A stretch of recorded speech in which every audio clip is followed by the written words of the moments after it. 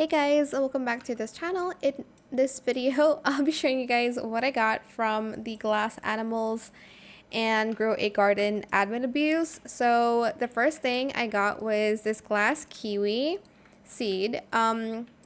It is a mythical fruit, and its price floor value is at 58,000 shekels, and its average value is at 65,000 shekels. They only gave one in that admin abuse, but it's pretty cool.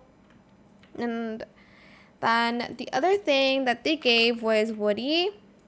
Woody is the name of the dog that they own, I guess.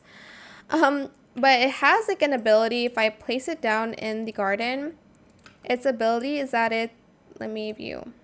Every 9.5 minutes goes to a nearby fruit and dances, applying leech mutation. So it does have like an ability. It applies the leech mutation to your plants.